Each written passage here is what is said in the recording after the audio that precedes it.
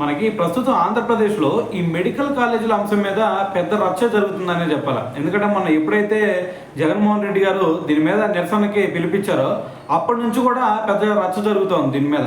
అయితే దీంట్లో భాగంగా ఈరోజు చూసుకుంటే ఆల్రెడీ లాస్ట్ వీడియోలో మనం మాట్లాడాం కదా.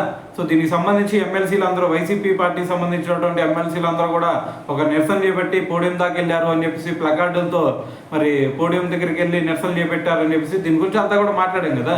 అయితే దీని తర్వాత మరి బొత్స సత్యనారాయణ గారు అయితే దీని గురించి మాట్లాడడం జరిగిందనమాట. అయితే మరి ఆయన ఏమంటున్నారు అంటే ఎట్టి పరిస్థితుల్లో ఈ మెడికల్ కాలేజ్ ప్రైవేటీకరణ అనేది జరగకూడదు. సో మరి దీనికైతే ఎట్టి పరిస్థితుల్లో మేము ఒప్పుకోం. సో కాబట్టి దీన్ని ఆపేయండి. ఎందుకంటే దీనివల్ల మరి పేద విద్యార్థులు ఎవరైతే ఉంటారో వాళ్ళందరూ కూడా వైద్య విద్య అనేది చాలా దూరం అయింది. సో మరి మేము పార్టీ పరంగానో లేదంటే రాజకీయ అంశంతోనో మేము దీని గురించి నిరసన చేయట్లేదు. మేము ఇక్కడ నిరసన చేస్తుంది ఎందుకంటే కేవలం మరి ఆ పేద విద్యార్థుల కోసం మాత్రమే మేము ఈ నిరసన చేపడతా ఉన్నాం అని చెప్పేసి ఆయన అయితే దీని గురించి మాట్లాడడం జరిగిందనమాట.